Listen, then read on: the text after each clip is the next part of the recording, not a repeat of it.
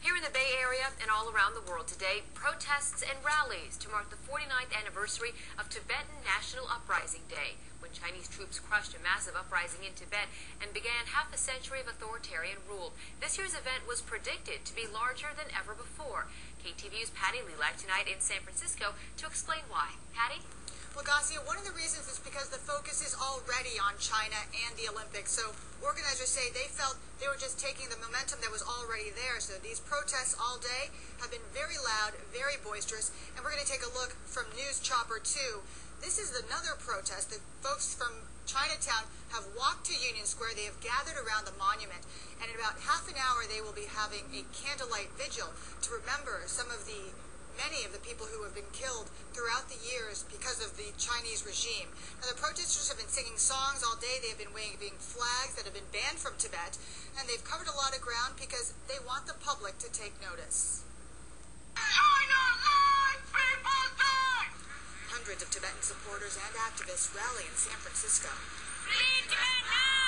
to remember the tens of thousands of Tibetans killed during the 1959 National Uprising against Chinese rule.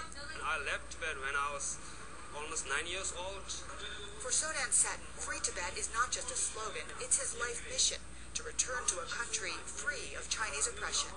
It's been almost 21 years, and I have brothers and sisters I never saw in my life. I realize that this is an opportunity like no other to shine the global spotlight on the human rights abuses and to make sure that the illegal occupation in Tibet comes to the forefront, and that China is not allowed to present this sort of kind and gentle facade to the world. Activists say because of the Olympics, China is vulnerable to public pressure. But a Chinese history professor says China, which took control of Tibet in 1951, considers it to be a province and is unlikely to give it up. If they get out Tibet, they will be admitting that Tibet is not part of China. However, he says a compromise is not impossible. But for many, small improvements may not be enough. People cannot express themselves.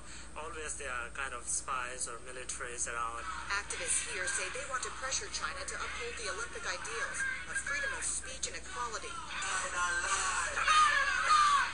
much like the ones they are enjoying today.